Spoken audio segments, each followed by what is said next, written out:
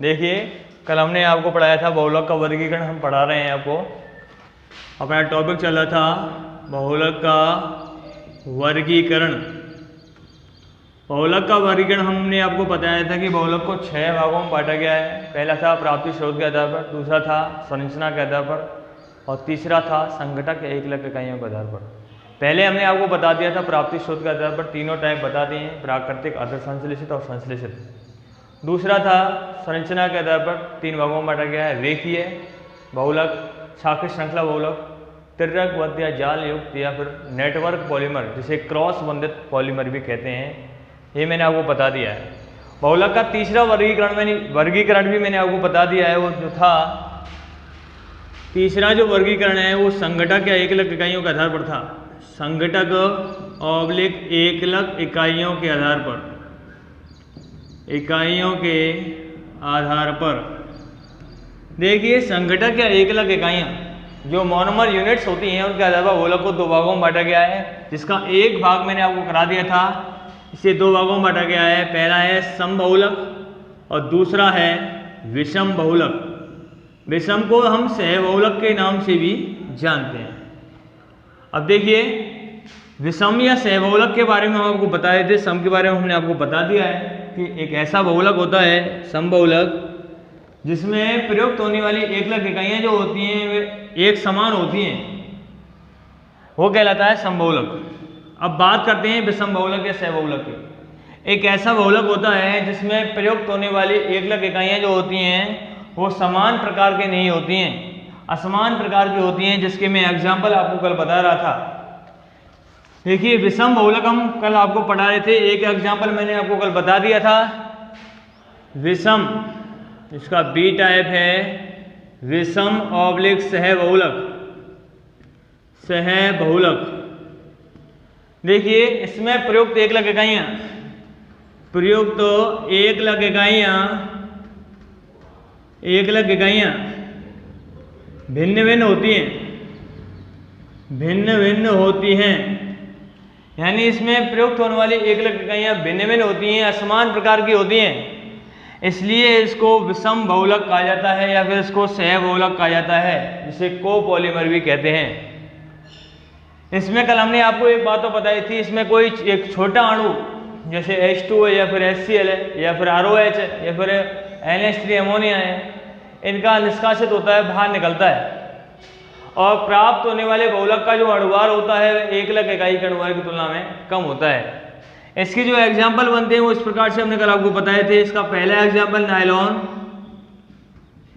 6 nylon 6 के बारे में हमने आपको कल बताया था। इसका दूसरा एग्जाम्पल ये है नायलॉन 26 भी इसका एक एग्जाम्पल है। तीसरा एग्जाम्पल है नायलॉन 610। नायलॉन 610 भी इसी में आता है, विषम बहुलक या सहबहुलक ही है। इसका दूसरा एग्जाम्पल है NBr, जिसे हम ब्यूना एन कहते हैं, ब्यूना एन के नाम से भी जानते हैं। तीसरा एग्जाम्पल है SBr, इसे हम ब्यूना एस के नाम से भी जानते हैं। और चौथा एग्जाम्पल है डेक्रॉन,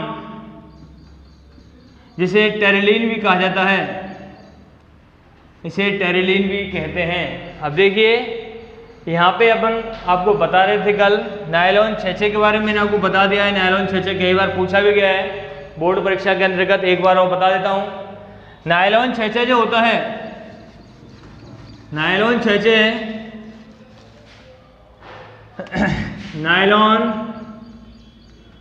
नायलॉन 6 जो होता है, इसमें मोनोमर यूनिट्स जो होती हैं एकलक इकाई 2 प्रकार की होती हैं। एकलक इकाई 2 प्रकार की होती हैं। एक होती है हेक्सामेथिलीन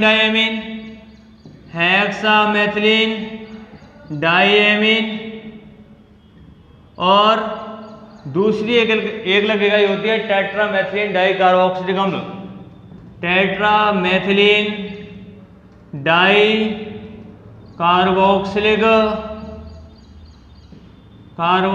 अम्ल, जिसे हम एडिपिक अम्ल भी कहते हैं, इसे एडिपिक अम्ल भी कहा जाता है। तो ये क्वेश्चन कई बार पेपर में पूछा गया है बोर्ड के अंतर्गत कि नायलॉन 6-6 में प्रयुक्त होने वाली एकलक इकाई कौन कौन सी होती हैं। एक होती है हेक्सामेथिलीन डायमीन और दूसरी होती है टेट्रामेथिलीन डाइकार्बोक्सिलिकम, जिसके स्थान पर आप एडिपिक अम्ल भी लिखकर आ सकते हो। इतना मैंने आपको बताया था कल। अब देखिए इसका दूसरा एग्जाम्पल है, वो समझाता हूं मैं आपको। इसका दूसरा जो एग्जाम्पल है वो है ब्यूना एस, जिसे हम SBR भी कहते हैं। इसको हम SBR भी बोलते हैं। अब देखिए SBR में S का मतलब क्या है, B का मतलब क्या है, R का मतलब मैं आपको बताता हूँ। S का मतलब होता है स्टायरीन से होता है। S का मतलब है स्टायरीन। S का मतलब किससे हो गया, स्टायरीन से हो गया। और B का मतलब होता है 1,3 ब्यूटाडाइन, 1,3 ब्यूटाडाइन। और R का मतलब होता है रबर से। R का मतलब किससे होता है, रबर से होता है। तो यहां देखिए आप S में SBR में S का मतलब स्टायरीन हो गया, B का मतलब हो गया यहाँ पे आपका ब्यूटाडाइन और R का मतलब क्या हो गया, रबर। इसको हम ब्यूना एस भी कहते हैं। यहाँ पे BU का मतलब हो गया ब्यूटाडाइन, S का मतलब हो गया स्टायरीन और Na का मतलब यहाँ सोडियम है, क्योंकि सोडियम का जो प्रतीक होता है क्या होता है, Na। सोडियम की उपस्थिति में यह क्रिया होती है। देखिए हम रिएक्शन कराते हैं पूरी। स्टायरीन का स्टायरीन संरचना ऐसी होती है, देखिए बेंजीन वाले के ऊपर CH double bond CH2 plus. आगे देखिए B का मतलब है butadiene, 1,3 butadiene, CH2 double bond CH single bond CH double bond CH2। ये है आपका 1,3 ब्यूटाडाइन, ये ब्यूटाडाइन है, ये 1,3 ब्यूटाडाइन है और ये क्या है, स्टायरीन। अब देखिए रिएक्शन कैसे होती है। इसकी N इकाई काम में ले रहा हूं मैं यहाँ पे और इसकी भी N इकाई काम में ले रहा हूं यहाँ पे मैं। अब देखिए जैसे इसको हम इसका पॉलीमराइजेशन करते हैं, यानी इसको गरम करते हैं, तो मैंने आपको कल बताया था कि ये पाई बॉन्ड जो होते हैं ये ब्रेक होते हैं। ये पाई बॉन्ड टूटेगा, हाफ पाई बॉन्ड यहाँ लग गया, हाफ यहाँ लग गया। ऐसे ये पाई बॉन्ड टूटता है, हाफ यहाँ, ये टूटता है, हाफ यहाँ, ये हाफ बॉन्ड और ये हाफ बॉन्ड पूरा मिलके एक हो जाता है, जो कि बीच में एडजस्ट हो जाता है, जिससे कार्बन की वैलेंसी कंप्लीट हो जाती है। अब देखिए इसको हम प्रोडक्ट बनाने की कोशिश करते हैं, SBR बना रहे हैं अपन। देखिए CH2 ये हाफ बॉन्ड यहाँ लग गया, हाफ, फिर सिंगल बॉन्ड रह गया यहाँ पे CH, यहाँ पे आ गया double bond CH, single bond CH2, ये हाफ बॉन्ड और ये हाफ बॉन्ड मिलके पूरा एक बॉन्ड हो गया, यहाँ पे लग गया देखिए, और ये हाफ बॉन्ड यहाँ पे लग गया, हाफ। अब देखिए ये हाफ टूट के यहाँ पे लगेगा, इस इकाई को वहां पे ले जा रहा हूं मैं। जब ये हाफ बॉन्ड यहाँ पे जुड़ेगा तो ये पूरा बॉन्ड हो जाएगा। तो प्राप्त हुआ CH, नीचे बेंजीन वाले है, और हो गया सिंगल बॉन्ड CH2, और ये देखिए हाफ बॉन्ड टूट के आधा यहाँ लगा था, आधा यहाँ, ये हाफ हो गया, यहाँ पे लगा देंगे अपन क्या, N। ये जो प्रोडक्ट बना है ये क्या है बच्चों, ब्यूना, ये ब्यूना S है, जिसे अपन क्या बोलते हैं, SBR। इसे क्या बोलते हैं, SBR। ये बन गई आपकी कौन सी रबर, ब्यूना S, यानी स्टायरीन ब्यूटाडाइन रबर। तो ये एक कैसा बहुलक है, एक विषम बहुलक है, जिसमें प्रयुक्त होने वाली दोनों जो एकलक इकाइयां हैं वह कैसी हैं, भिन्न भिन्न हैं। तो ये आपका क्लियर हो गया ब्यूना S। तो ब्यूना एस में प्रयुक्त होने वाली एकलक इकाई कौन कौन सी है? पहली एकलक इकाई कौन सी है? स्टायरीन। और दूसरी एकलक इकाई कौन सी है? ब्यूटाडाइइन। अब देखिए तीसरा एग्जाम्पल बताता हूं विषम बहुलक में। तीसरा एग्जाम्पल देखिए, विषम बहुलक ही चल रहा है, विषम बहुलक ही चल रहा है, विषम बहुलक के एग्जाम्पल चल रहे हैं। तीसरा जो एग्जाम्पल है वो है आपका ब्यूना एन। ब्यूना एन को हम NBR भी बोलते हैं, ये NBR भी कहलाता है। यहां पे देखिए N का मतलब क्या है, B का मतलब क्या है, R का मतलब क्या है? N का मतलब है एक्रिलोनाइट्राइल, N नाइट्राइल। और कौन सा नाइट्राइल? Acrylonitrile, acrylonitrile. यानी कि साइनाइड जो होता है उसे IUPAC पद्धति में बोलते हैं क्या? नाइट्राइल। और B का मतलब इवन मैंने आपको बताया था, B का मतलब है 1,3 ब्यूटाडाइइन। और R का मतलब क्या है? रबर। तो N का मतलब हो गया एक्रिलोनाइट्राइल, B का मतलब हो गया ब्यूटाडाइइन और R का मतलब हो गया रबर। ऐसे यहाँ पे BU का मतलब है बच्चों ब्यूटाडाइइन, N का मतलब नाइट्राइल से है और Na का मतलब अभी बताया था सोडियम की उपस्थिति में क्या होती है? क्रिया होती है। किसकी उपस्थिति होती है? सोडियम की उपस्थिति में। नेक्स्ट रिएक्शन देखिए कंप्लीट। रिएक्शन में क्या होता है देखिए, N एक्रिलोनाइट्राइल, इसकी संरचना कैसे होती है मैंने आपको पहले बता दी है, पहले की जो वीडियो अपलोड हुए उसमें है इसकी संरचना। एक्रिलोनाइट्राइल को वाइनिल साइनाइड भी कहते हैं। Vinyl group CH2 double bond CH single bond vinyl है। साइनाइड CN, ये वाइनिल साइनाइड को भी क्या बोलते हैं? एक्रिलोनाइट्राइल। ये एक्रिलोनाइट्राइल है बच्चों, एक्रिलोनाइट्राइल। आगे देखिए दूसरी एकलक इकाई है इसमें कौन सी? Butadiene, 1,3 butadiene. यानी कि CH2 double bond CH single bond CH double bond CH2। ये हो गया आपका 1,3 ब्यूटाडाइइन। यहां पे इसकी मैं N इकाई को काम में ले रहा हूं और यहां पे भी इसकी कौन सी इकाई काम में ले रहा हूं? N इकाई। इन दोनों का पॉलीमराइजेशन करते हैं अपन, इन दोनों को हम हीट करते हैं, गर्म करते हैं। गर्म करने के उपरांत अभी मैंने आपको बताया था एक बात और, ये जो अपक्रिया होती है किसकी उपस्थिति में होती है? सोडियम की उपस्थिति में होती है। अब देखिए ये पाई बॉन्ड ब्रेक होगा, हाफ बॉन्ड यहाँ पे लग गया, हाफ बॉन्ड यहाँ पे लग गया। ऐसे ये पाई बॉन्ड ब्रेक होगा, हाफ बॉन्ड यहाँ और ये हाफ बॉन्ड बचा, ये बॉन्ड ब्रेक होगा पाई बॉन्ड, हाफ बॉन्ड यहाँ लग गया, ये वाला हाफ बचा, ये वाला हाफ, दोनों मिलके पूरा एक बॉन्ड बना लेते हैं, यहाँ पे एडजस्ट हो जाते हैं। प्राप्त होगा CH2। ये हाफ बॉन्ड टूटा, यहाँ लग गया हाफ, सिंगल बॉन्ड बचा यहाँ पे, single bond CH CH single bond CH CH, ये हाफ बॉन्ड टूट के यहाँ लग गया, सिंगल बॉन्ड CH2 हाफ। अब देखिए यहाँ पे आप, ये हाफ और ये हाफ, ये हाफ टूट के यहाँ लग गया और ये हाफ बॉन्ड टूट के उधर लग गया, ये लग गया, ये वाला हाफ बचा, ये वाला हाफ बॉन्ड बचा, पूरा मिलके एक हो जाएगा, ये बीच में एडजस्ट हो जाता है। इससे कार्बन की वैलेंसी क्या हो जाती है? कंप्लीट।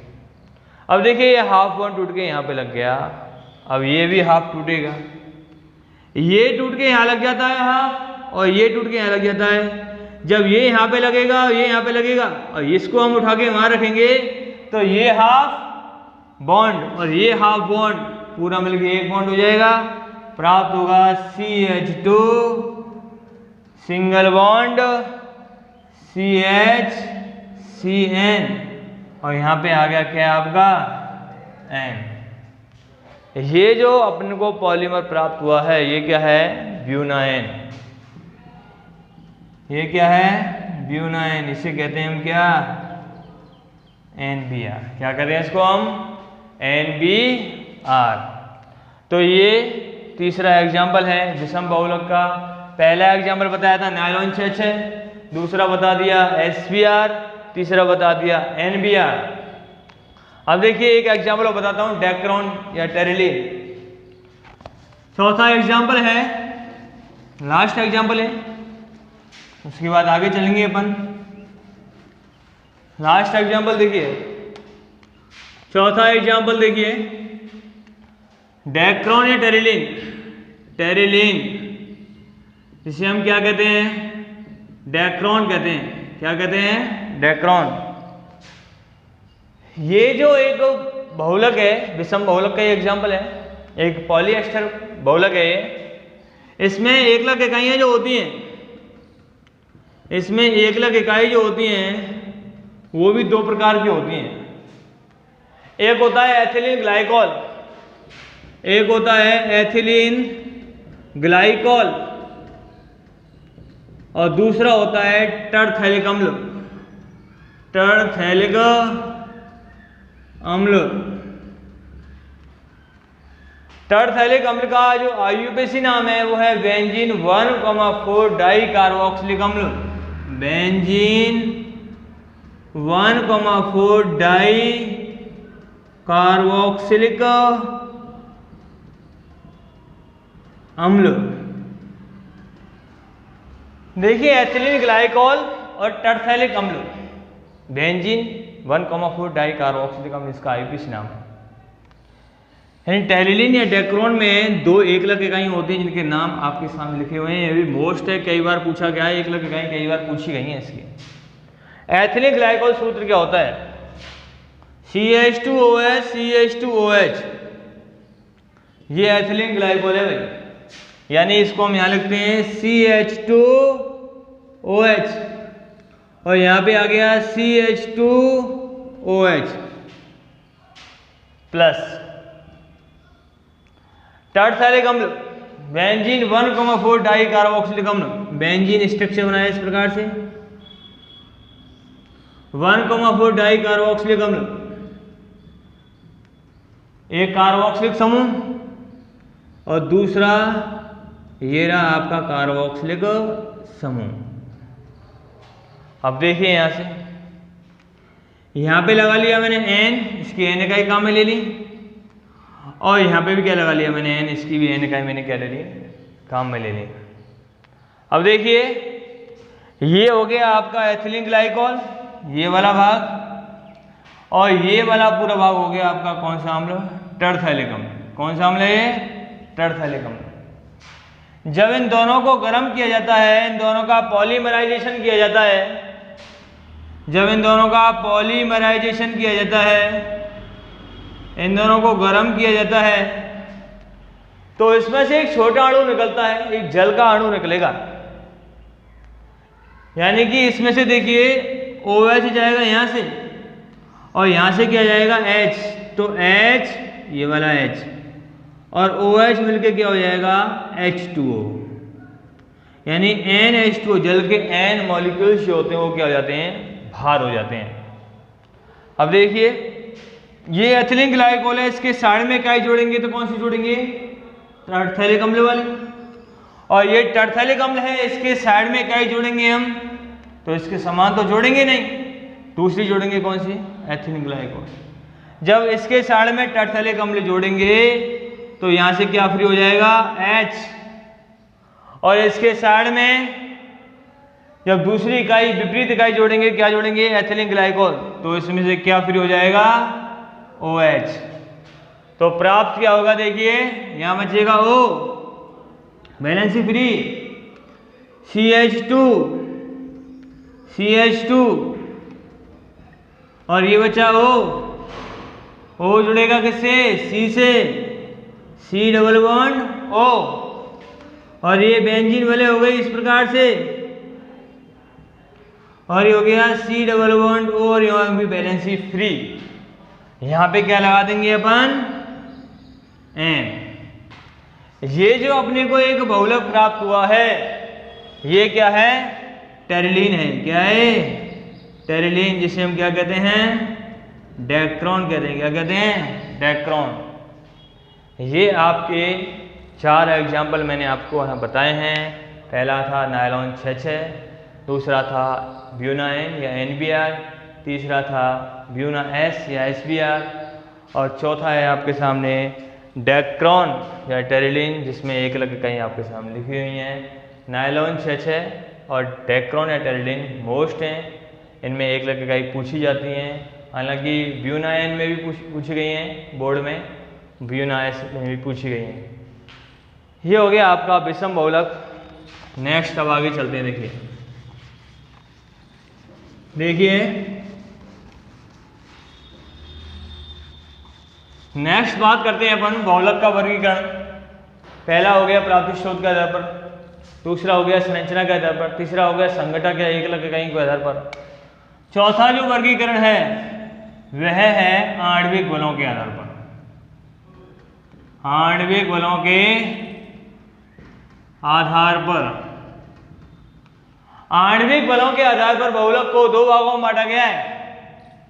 आणविक बलों के आधार पर बहुलक को 2 भागों में बांटा गया है। पहला है प्रत्यास्थ बहुलक और दूसरा है रेशेदार बहुलक। इसको 2 भागों में बांटा गया है। पहला है प्रत्यास्थ बहुलक, प्रत्यास्थ, और दूसरा क्या होता है? रेशेदार बहुलक। देखिए आणविक बलों इंटरमॉलिक्यूलर फोर्सेस के आधार पर बहुलक को 2 भागों में बांटा गया है। पहला है प्रत्यास्थ बहुलक और दूसरा है रेशेदार बहुलक। इसे कहते हैं इंग्लिश में इलास्टोमर, इलास्टोमर, और दूसरा होता है फाइबर। देखिए इनमें होता क्या है। प्रत्यास्थ बहुलक में क्या होता है? इस प्रकार के बहुलक में प्रत्यास्थ, जानते होंगे इलास्टिसिटी जो होती है, जिसको हम खींचकर छोड़ें तो वो अपनी पूर्व स्थिति में आ जाती है। ये जो रबर क्या है? रबर। इसमें रबर के समान गुण पाए जाते हैं। रबर के समान गुण पाए जाते हैं। रबर के समान गुण पाए जाते हैं इसमें प्रत्यास्थ बहुलक में। और इसमें रेशेदार बहुलक में धागे के समान गुण पाए जाते हैं। धागे के समान गुण पाए जाते हैं। यानी प्रत्यास्थ बहुलक जो होता है ऐसे रबर के समान होती है, और रेशेदार जो बहुलक होता है ऐसे धागे के समान होती है। बात करते हैं इंटरमॉलिक्यूलर फोर्स ऑफ अट्रैक्शन। प्रत्यास्थ बहुलक में अंतराण्विक जो बल होता है, अंतराण्विक आकर्षण बल जो होता है वह दुर्बल होता है। Intermolecular force of attraction, force of attraction weak होता है। कैसा होता है? वीक। यानी इनमें अंतराण्विक आकर्षण बल, अंतराण्विक आकर्षण बल जो होता है वह कैसा होता है? वीक होता है। प्रत्यास्थ बहुलक में अंतराण्विक आकर्षण बल जो होता है वह कैसा होता है? वीक होता है। इस प्रकार का बहुलक जो होता है यदि इसको खींचा जाए और खींचने के पश्चात छोड़ दिया जाए तो यह वापस अपनी पूर्व स्थिति में आ जाता है। जैसे रबर होती है, रबर को खींचेंगे अपन और खींचकर छोड़ते हैं तो वह अपनी पूर्व स्थिति में आ जाती है। इसमें बहुलक को, इसमें रेशेदार प्रत्यास्थ बहुलक को खींचने पर, इसे खींचने पर यह अपनी पूर्व स्थिति में आ जाता है। प्रत्यास्थ बहुलक जो होता है इसे हम खींचेंगे और खींचकर छोड़ देंगे तो यह वापस अपनी पूर्व स्थिति में आ जाता है। बात करते हैं इसके एग्जाम्पल के बारे में। इसके जो एग्जाम्पल होते हैं वो इस प्रकार से हैं। इसके जो एग्जाम्पल हैं जैसे रबर है, प्राकृतिक रबर है, एग्जाम्पल है इसके। चौथा है एग्जाम्पल, एग्जाम्पल है इसके प्राकृतिक रबर, प्राकृतिक रबर। अब प्राकृतिक रबर जो होती है जैसे आइसोप्रीन से क्या बनाते हैं अपन? Poly isoprene. आइसोप्रीन से क्या बनाते हैं? आइसोप्रीन से क्या बनाते हैं? Poly isoprene. प्राकृतिक रबर इसी में आती है। दूसरा एग्जाम्पल है इसका ब्यूना, ब्यूना एन।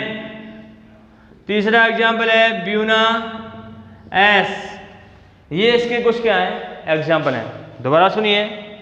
प्रत्यास्थ बहुलक, प्रत्यास्थ बहुलक जिसे हम कहते हैं इलास्टोमर, इसमें रबर के समान गुण पाए जाते हैं। इसमें अंतराणविक आकर्षण बल जो होते हैं वे कमजोर होते हैं। कैसे होते हैं? कमजोर होते हैं, वीक होते हैं। इंटरमोलिकुलर फोर्स ऑफ अट्रैक्शन कैसा होता है? वीक। इन्हें खींचकर छोड़ने पर ये वापस अपनी पूर्व स्थिति में आ जाते हैं। इसके जो एग्जाम्पल हैं प्राकृतिक रबर है जैसे isoprene, buna N, buna S. कृत्रिम रबर जो होती है, इधर आ जाइए अब आप। रेशेदार, पहला इसमें बताया था मैंने, इसमें धागे के समान गुण पाए जाते हैं। धागे के समान गुण पाए जाते हैं इसमें। दूसरा देखिए, इसमें इंटरमोलिकुलर फोर्स ऑफ अट्रैक्शन, यहां वीक था वहां स्ट्रांग होता है। Intermolecular force of attraction वो कैसा होता है? स्ट्रांग होता है, मजबूत होता है। यानी अंतराणविक आकर्षण बल यहां कैसा था? कमजोर, वहां कैसा है? स्ट्रांग, मजबूत होता है, प्रबल होता है। तीसरा देखिए, इस प्रकार के बहुलक को खींचकर छोड़ने पर यह अपनी पूर्व स्थिति में आ जाता है, लेकिन इस प्रकार के बहुलक को खींचने पर यह टूट जाता है। यह खींचने पर टूट जाता है। यदि ज्यादा बल लगाकर अब इसे खींचेंगे तो यह क्या हो जाएगा? ब्रेक हो जाता है, टूट जाता है। चौथा, इसका जो एग्जाम्पल है वो इस प्रकार से है। इसके एग्जाम्पल हैं जैसे पॉलीएमाइड। पॉलीएमाइड में क्या क्या आता है? नायलॉन 6 आता है, नायलॉन 6। नायलॉन 26 भी इसी में आता है, नायलॉन 610 भी इसी में आता है। ये सभी कैसे हैं? पॉलीएमाइड। क्या है ये सभी? पॉलीएमाइड। दूसरा एग्जाम्पल है इसका टेरिलीन या डेक्रोन। टेरिलीन जिसे डेक्रोन भी कहते हैं अपन, जो कि क्या होता है? एक पॉलीएस्टर होता है, वो भी इसी में आता है। तीसरा एग्जाम्पल इसका है प्राकृतिक रेशे। प्राकृतिक रेशे जो होते हैं जैसे कपास है, ऊन है, सिल्क है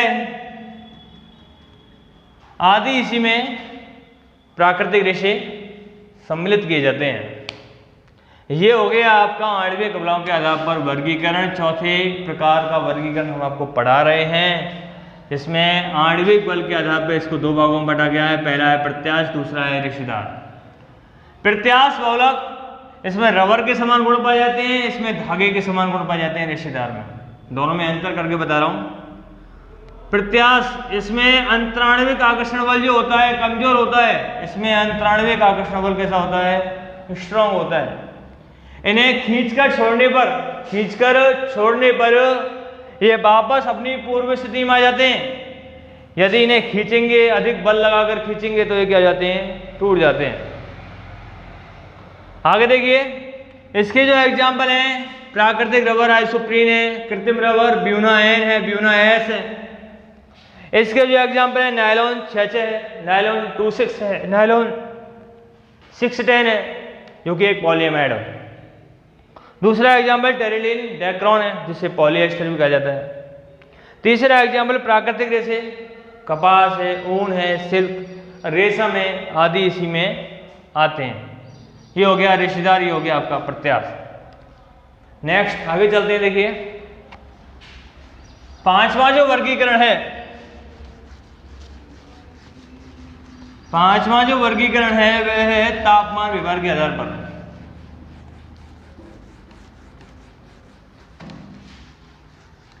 देखिए, पांचवा जो वर्गीकरण है, पांचवा जो वर्गीकरण पढ़ा रहे हैं आपको,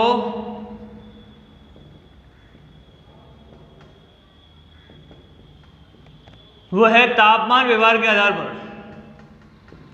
तापमान व्यवहार के आधार पर, तापमान व्यवहार के आधार पर बहुलक को दो भागों में बांटा गया है। बहुलक को दो भागों में बांटा गया है। पहला है थर्मोप्लास्टिक, थर्मोप्लास्टिक, और दूसरा होता है थर्मोसेटिंग।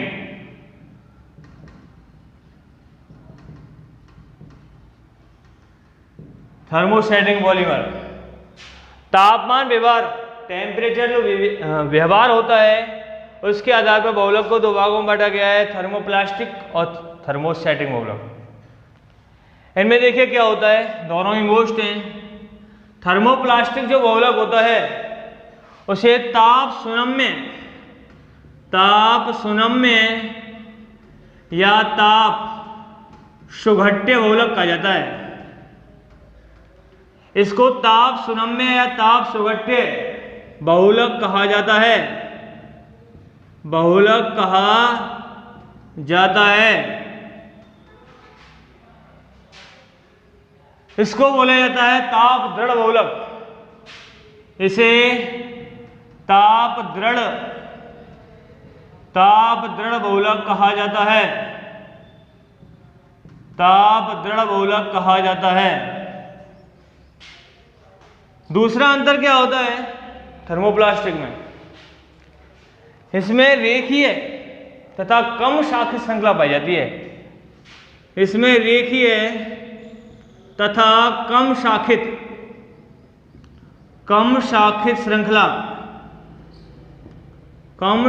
श्रृंखला पाई जाती है।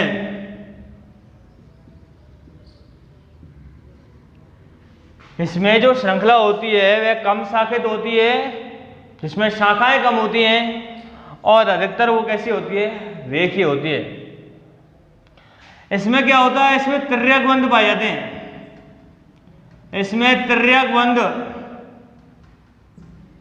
तथा अधिक शाखित श्रृंखला पाई जाती है। अधिक शाखित श्रृंखला पाई जाती है।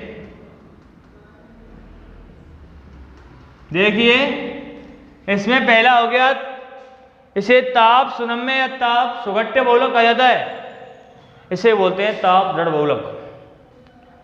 दूसरा है, इसमें रेखीय तथा कम शाखित श्रृंखला पाई जाती है, जबकि इसमें तिर्यक बंध पाए जाते हैं और अधिक शाखित श्रृंखला पाई जाती है। तीसरा देखिए भाई अंतर, ये जो बहुलक होता है थर्मोप्लास्टिक, ये सुगलनीय होता है। ये सुगलनीय होता है। सुगलनीय का मतलब आप जानते हैं, यानी इस प्रकार के बहुलक जो कि सुगलनीय होता है, इसे हम गलाकर या पिघलाकर किसी भी सांचे में ढाल सकते हैं, यानी उससे दूसरी चीज बना सकते हैं, हम दूसरी वस्तु को बना सकते हैं, यानी इसका रिसाइकिल किया जा सकता है। लेकिन ये जो बहुलक होता है थर्मोसेटिंग जो बहुलक होता है, ये दुर्गलनीय होता है। ये दुर्गलनीय होता है, इसका रिसाइकिल नहीं किया जा सकता है, यानी इसे हम गलाकर या फिर पिघलाकर किसी दूसरी वस्तु में उसे मॉडिफाई नहीं कर सकते हैं, किसी दूसरी वस्तु को नहीं बना सकते हैं। लेकिन ये सुगलनीय होता है, इससे हम कोई सी भी दूसरी वस्तु बना सकते हैं। नेक्स्ट देखिए, ये जो बहुलक होता है ये कार्बनिक विलायकों में विलय होता है। ये कार्बनिक विलायकों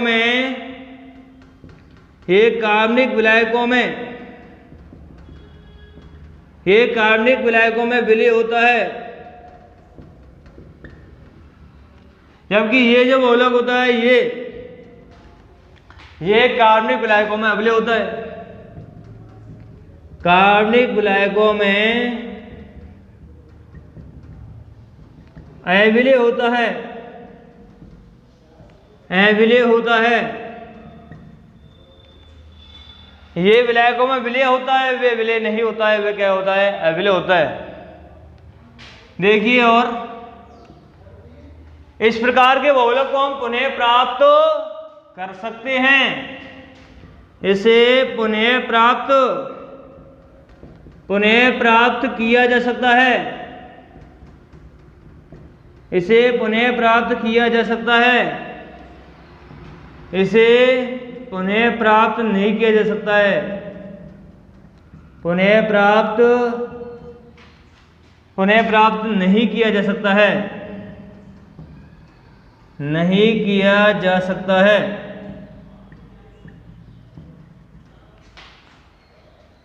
दोबारा सुनिए भाई, हम पढ़ा रहे हैं आपको तापमान व्यवहार के आधार पर बहुलक दो प्रकार का होता है, थर्मोप्लास्टिक और थर्मोसेटिंग बहुलक। थर्मोप्लास्टिक और थर्मोसेटिंग बहुलक जो होता है, इनमें होता क्या है, होस्ट है ये दोनों ही। थर्मोप्लास्टिक जो बहुलक होता है उसे ताप सुनम्य या ताप सुघट्य बहुलक कहा जाता है। थर्मोसेटिंग जो होता है इसे ताप दृढ़ बहुलक कहा जाता है। यानी कि यहां से समझ जाओ, थर्मोसेटिंग, सेट का मतलब किसी चीज का जमने से होता है, दृढ़ से हो गया। यहां देखिए थर्मोप्लास्टिक में दूसरा अंतर, इसमें श्रृंखला जो होती है वो शाखित होती है, लेकिन कम शाखित होती है। लेकिन वो कैसी होती है, रेखीय होती है। इसमें श्रृंखला जो होती है वे अधिक शाखित होती है, और कुछ इसमें क्या पाए जाते हैं, तिर्यक बंध पाए जाते हैं। इस प्रकार का जो बहुलक होता है उसे हम दोबारा प्राप्त कर सकते हैं, क्योंकि ये सुगलनीय होता है। इसको हम गलाकर किसी भी आकृति में ढाल सकते हैं, कोई दूसरी वस्तु प्राप्त कर सकते हैं। लेकिन ये जो बहुलक होता है थर्मोसेटिंग, ये दुर्गलनीय होता है। इससे हम दूसरी कोई वस्तु प्राप्त नहीं कर सकते हैं, यानी इससे कुछ भी प्राप्त नहीं किया जा सकता है।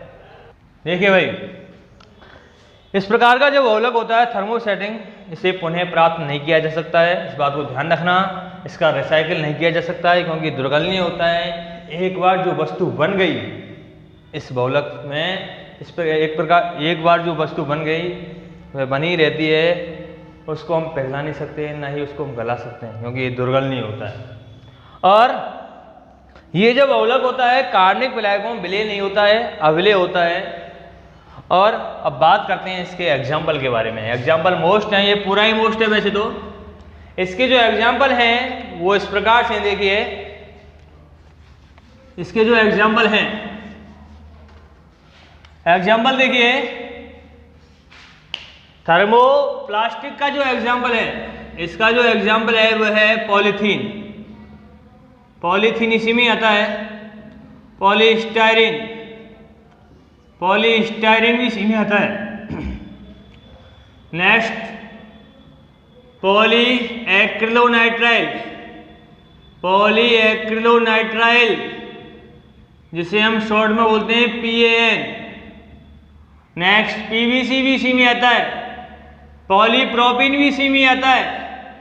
PTFE भी इसी में आता है, PTFE।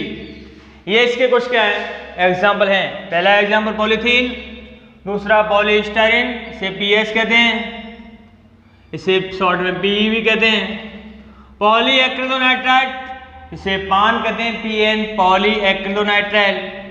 पॉलीवाइनिल क्लोराइड, पॉलीप्रोपिन, पॉलीटेट्राफ्लोरोएथिन, PTFE, इसे हम टेफ्लॉन कहते हैं। क्या कहते हैं, टेफ्लॉन।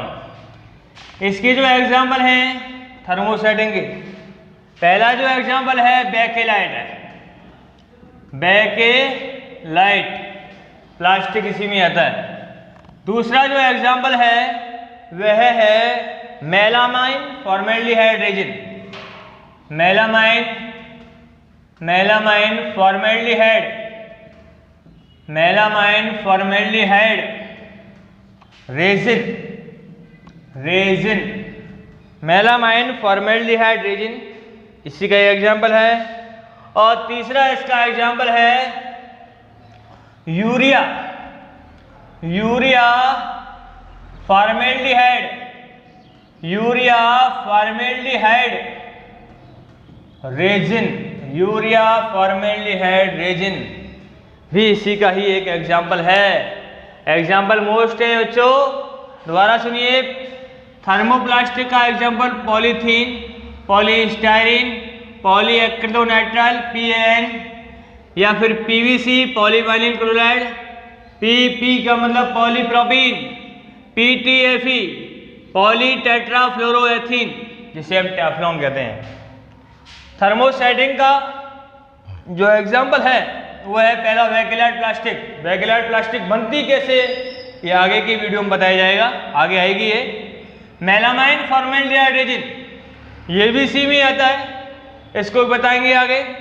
यूरिया फॉर्मेल्डिहाइड रेजिन, ये भी इसी में आता है, इसको भी आगे की वीडियो में बताया जाएगा। ये तीन इसके क्या हैं, एग्जाम्पल हैं। एग्जाम्पल मोस्ट है, इसके भी एग्जाम्पल क्या हैं, मोस्ट है। नेक्स्ट बात करते हैं अब अगले बहुलक के वर्गीकरण के बारे में। ये आपकी समझ में आ गया होगा, आप इसको उतार सकते हो। नेक्स्ट देखिए, नेक्स्ट जो क्लासिफिकेशन है वो इस प्रकार से है। अगला जो वर्गीकरण है वो देखिए,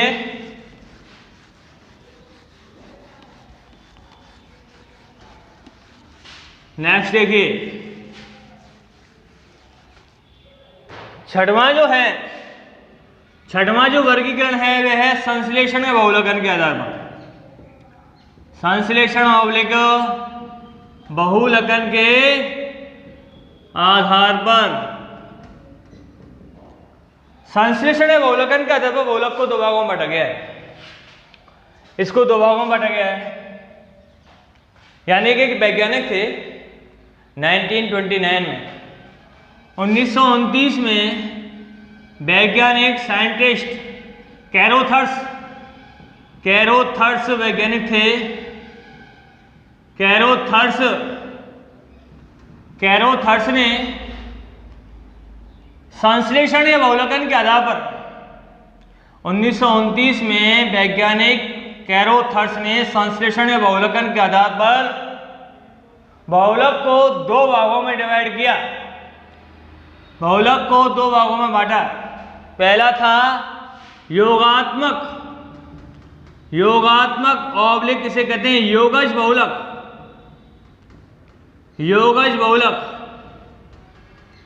और दूसरा था संश्लेषण बहुलक। संश्लेषण या इसे कहते हैं संघनन बहुलक, जिसे कहते हैं कंडेंसेशन। क्या कहते हैं, कंडेंसेशन पॉलीमर। अब देखिए, वैज्ञानिक कैरोथर्स ने 1929 में संश्लेषण या बहुलकन के आधार पर ऐसे दो भागों में बांटा। पहला था योगात्मक या योगज बहुलक और दूसरा था संघनन बहुलक। अब प्रत्येक को हम बताएंगे योगात्मक क्या होता है, संघनन क्या होता है। पहला है योगात्मक या योगज बहुलक, जैसा कि नाम से स्पष्ट है, इसको बाद में समझाएंगे अपन, पहले इसको समझा रहे हैं। पहला है योगात्मक, पहला है इसका योगात्मक ऑब्लिक योगज बहुलक, जिसे कहते हैं एडिशन पॉलीमर। एडिशन पॉलीमर में क्या होता है, इस प्रकार के बहुलक में जो एकलक इकाइयां हैं वो भाग लेती हैं, यानी द्विबंध या त्रिबंध युक्त एकलक इकाइयां इस प्रकार के बहुलक में भाग लेती हैं, और उन द्विबंध या त्रिबंध एकलक इकाइयां जो भाग लेती हैं वह परस्पर जुड़ती जाती हैं, उनका एडिशन होता है, वह परस्पर ऐड होती हैं। क्या होती हैं, ऐड होने के कारण, जुड़ने के कारण इस बहुलक को कहते हैं योगात्मक या योगज बहुलक। और इस प्रकार के बहुलक में कोई भी सह उत्पाद प्राप्त नहीं होता है, कोई भी बाई प्रोडक्ट नहीं बनता है, क्योंकि इसमें एकलक इकाइयां जो होती हैं वो समान प्रकार की होती हैं, और प्राप्त होने वाले बहुलक का जो अणुभार होता है वह एकलक इकाइयों के अणुभार के योग के समान ही होता है। दोबारा सुनिए, मैंने आपको क्या क्या बात बताई है अभी। इसमें द्विबंध ऑब्लिक त्रिबंध युक्त एकलक इकाइयां भाग लेती हैं, यानी जिन्हें असंतृप्त एकलक इकाइयां भी कहते हैं। असंतृप्त का मतलब हो गया अनसैचुरेटेड, जिसमें डबल बॉन्ड होता है या फिर क्या होता है, ट्रिपल बॉन्ड होता है। आगे देखिए, इसमें एकलक इकाइयों का योग होता है। इसमें एकलक इकाइयों का योग होता है। एकलक इकाइयां श्रृंखला के रूप में जुड़ती हैं। इसका एक नाम हमारा है, इसे श्रृंखला वृद्धि बहुलक भी कहते हैं। इसे श्रृंखला वृद्धि बहुलक भी कहते हैं। अब श्रृंखला वृद्धि बहुलक क्यों कहते हैं, इस बात को बताया जाएगा आपको क्रियाविधि में। इसकी क्रियाविधि आएगी आगे, वहां पे इस चीज को बताया जाएगा कि इसे श्रृंखला वृद्धि बहुलीकरण क्यों कहा जाता है। इस चीज को बताया जाएगा मैकेनिज्म में, एक क्रियाविधि में बताया जाएगा। नेक्स्ट, इसमें कोई भी सह-उत्पाद प्राप्त नहीं होता है। इसमें सह-उत्पाद बाई प्रोडक्ट, इसमें बाई प्रोडक्ट प्राप्त नहीं होता है। और इसमें बहुलक का जो अणुभार होता है, बहुलक का अणुभार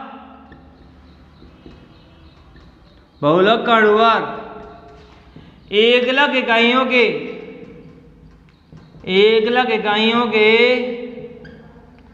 अणुभार के योग के बराबर होता है। दोबारा सुनिए, इसमें हम बात कर रहे हैं योगात्मक या योगज बहुलक की। इसमें द्विबंध या त्रिबंध युक्त एकलक इकाइयां, जिन्हें असंतृप्त इकाइयां कहते हैं, वो भाग लेती है। इसमें एकलक इकाइयां जो होती हैं आपस में जुड़ती जाती हैं, उनका योग होता है। इसे श्रृंखला वृद्धि बहुलक भी कहा जाता है, क्योंकि इसमें इकाइयां आपस में जुड़ती हैं श्रृंखला के रूप में, इसलिए इसे श्रृंखला वृद्धि बहुलक भी कहते हैं। इस चीज को हम आगे मैकेनिज्म आएगी इसकी, आगे नेक्स्ट वीडियो में वहां पे बताएंगे इस चीज को। इसमें कोई भी बाई प्रोडक्ट प्राप्त नहीं होता है, कोई भी सह उत्पाद नहीं बनता है। और बहुलक का जो मॉलिक्यूलर वेट होता है, वे एकलक इकाइयों के अणुभार के योग के बराबर ही होता है। यानी कि इसमें बहुलक का अणुभार और प्रयुक्त होने वाली एकलक इकाइयों का अणुभार, उनमें कोई भी डिफरेंस नहीं होता है। अब बात करते हैं एग्जाम्पल के बारे में। उदाहरण देखिए भाई, उदाहरण में क्या होता है, जैसे एग्जाम्पल लिया मैंने पॉलीथीन एग्जाम्पल लिया। पॉलीथीन एग्जाम्पल में क्या होता है कि एथीन का जब हम पॉलीमराइजेशन करते हैं तब प्राप्त होता है polythene. Ethene CH2 double bond CH2, ये एथीन है, एथीन की संरचना है, यहाँ डबल बॉन्ड हो गया। इसकी एन का ही काम में ले रहा हूं। एन का मतलब मैंने आपको बता दिया है, एन बहुलक में प्रयुक्त होने वाली एकलक इकाइयों की संख्या है, जिसे कहते हैं बहुलीकरण की मात्रा। ये एथीन मोनोमर है, इसका हम पॉलीमराइजेशन करते हैं, इसको गर्म करते हैं, पाई बॉन्ड ब्रेक होता है, ये हाफ बॉन्ड यहाँ, हाफ बॉन्ड यहाँ, प्राप्त होता है CH2 single bond CH2, half bond, और यहाँ पे लगा दिया अपन ने एन। ये मोनोमर है, वो क्या है, पॉलीमर है। ये हो गया अपन को पॉलीथीन प्राप्त। तो मोनोमर से पॉलीमर बन गया, यानी एन का ही काम में ले रहे हैं। एन की वैल्यू कितनी भी ले सकते हो आप, 1 से लेकर अनंत तक कुछ भी ले सकते हो, लेकिन यहाँ पे आपको एन की जगह एन ही लिखना है, कोई संख्या शो नहीं करनी है। तो ये हो गया एथीन से पॉलीथीन प्राप्त। इसमें इसका जो अणुभार होता है वह इसके अणुभार के योग के बराबर ही होता है, और कोई भी सह उत्पाद इसमें नहीं निकलता है। इस प्रकार का बहुलक कहलाता है योगात्मक बहुलक। और भी इसके एग्जाम्पल हैं, पॉलीस्टाइरीन है, पॉलीप्रोपीन है, पीवीसी है, पीटीएफई है, और भी इसके एग्जाम्पल हैं। नेक्स्ट, संघनन बहुलक क्या होता है, इसके बारे में मैं आपको नेक्स्ट कल की वीडियो में बता पाऊंगा। नेक्स्ट के लिए कल, ठीक, ओके, धन्यवाद।